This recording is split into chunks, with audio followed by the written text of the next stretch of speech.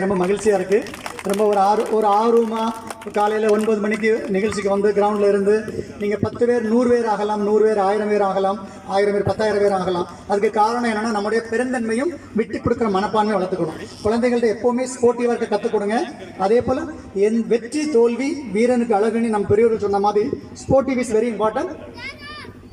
ஜெயிக்கிறத முழுமையாக எல்லாருமே ஏற்றுப்போம், தோக்குறத அதை விட பொறுமையாக ஏற்று பாராட்டணும்.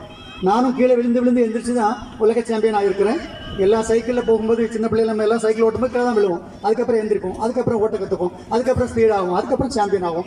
அதே மாதிரி தான் ஸ்கேட்டிங் வந்து அன்பு குழந்தைகளே உங்களுக்கு தான் அப்பா அம்மா சொல்கிறத கேட்கணும் ஃபஸ்ட்டு. அதுக்கப்புறம் உங்கள் கோச் நீங்கள் விளையாடும் போதே உங்களுடைய பிரெயின் வந்து வெரி கான்சென்ட்ரேட்டாக அந்த ஸ்போர்ட்ஸ்லேயும் அந்த கிரவுண்ட்லேயும் இருக்கணும் மைண்ட். அப்போ தான் நமக்கு வந்து ஜெயிக்க முடியும். நீங்களாம் சின்ன பிள்ளைங்க, உங்களை மாதிரி நானும் அதே பருவத்திலும் தாண்டி வந்தவன் தான். ஸோ அதனால் ஸ்கேட்டிங் விளையாட்டும் சரி, எல்லா விளையாட்டு எடுத்துக்கணும். ஸ்கேட்டிங் வந்து ஒரு ஸ்பெஷல் விளையாட்டு, இது எல்லாருக்குமே ஈஸியாக வந்துடாது. நீங்கள் அந்த கிரவுண்டில் போனாலே மைண்ட் உங்கள் ஹெல்த் எல்லாம் அதில் கான்சென்ட்ரேட் ஆகும். ஸோ அவ்வளோ அழகான ஒரு ஸ்டே. அதுக்கு உங்களுக்கு சக்திவேல் சார் வந்து உங்களுக்கு அழகான ஒரு கோச்சியாகவும் இருக்கிறாங்க, ஸ்டேடியத்துடைய கிரவுண்ட் மாஸ்டராகவும் இருக்காங்க, ஓனராகவும் இருக்கிறாங்க. ஸோ அதுக்கு நீங்கள்லாம் அவங்களுக்கு நன்றி சொல்லணும். அடுத்தடுத்து நீங்கள்லாம் பெரிய பெரிய கிரவுண்ட்லாம் உருவாக்குற அளவுக்கு இங்கே உள்ள குழந்தைகள் உருவாக்கப்படணும்.